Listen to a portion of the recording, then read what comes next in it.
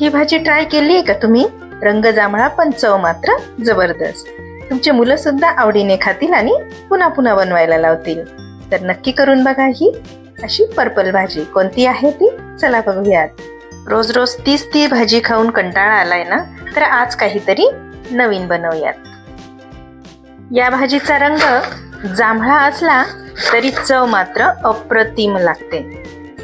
तर मग नक्की बनवून बघा बरं का. आणि व्हिडिओ कुठेही स्किप न करता शेवटपर्यंत बघत राहा. चॅनलला सबस्क्राईब करा, लाईक करा. आणि हो, तुम्हाला माझ्या रेसिपी कशा वाटतात हे कमेंट करून सांगायला मला विसरू नका. चला, ही सगळी भाजी मी बारीक अशी कापून घेते. तुम्ही या भाजीची कोशिंबीर तर केली असेल, परंतु अशी साधी सोपी पत्ताकोबीची भाजी बनवून बघा, ती पण जांभळ्या रंगाची. आता एवढी भाजी मी चिरून घेतली, ही आपण ठेवून देऊया. हिचं काहीतरी नवीन करूया. तर या उरलेल्या भाजीचं मी काय करता येईल ते मला कमेंट करून नक्की सांगा. पुढच्या व्हिडिओमध्ये मी नक्की बनवेन.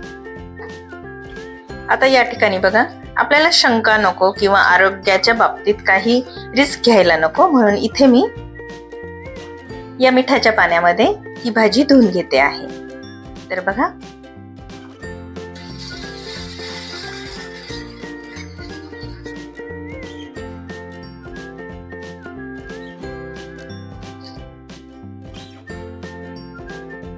ही आपल्याला फक्त एकाच पाण्याने धुवून घ्यायची आहे.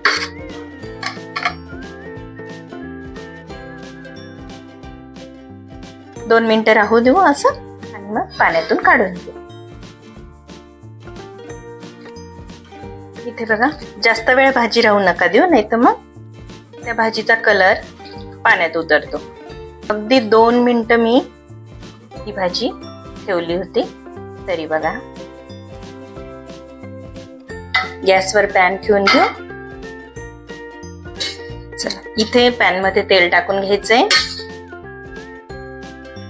2 चमचे तेल टाकलंय मी. तेल गरम झाले की त्यामध्ये छोटा चमचा मोहरी टाकायची आहे. मोहरी तडतडली की त्यामध्ये 1 छोटा चमचा जिरे टाकायचा. त्यात कढीपत्ता आणि हिरवी मिरची. तुम्ही चवीनुसार इथे तुम्हाला जसं तिखट लागतं तसं हिरवी मिरची घेऊ शकता. सोबतच इथे मी थोडा हिंग टाकते.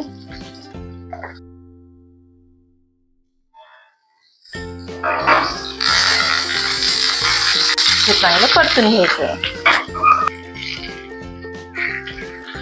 थोडी हळद टाका आणि ही पत्ताकोबी यामध्ये फ्राय करून घ्यायची.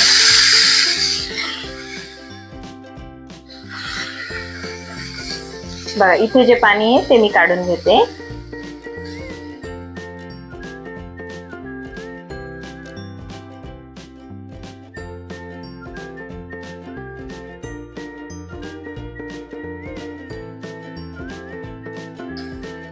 यात चवीनुसार मीठ घालायचं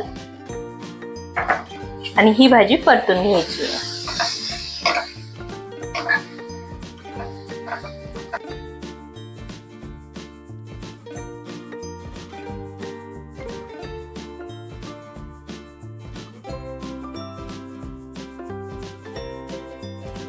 अगदी साध्या सोप्या पद्धतीने आपण ही भाजी तयार केलेली आहे.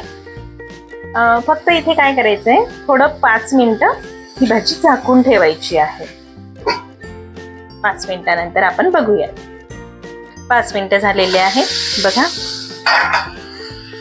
पुन्हा थोडं चाळायचं आहे. यामध्ये आता या स्टेजला आपल्याला आपण यामध्ये साखरही टाकू शकतो. कोणाला कोणाला आवडलं तर तुम्ही टाकू शकतात, ऑप्शनल आहे. परंतु लिंबाचा रस मात्र यामध्ये टाकायचा आहे.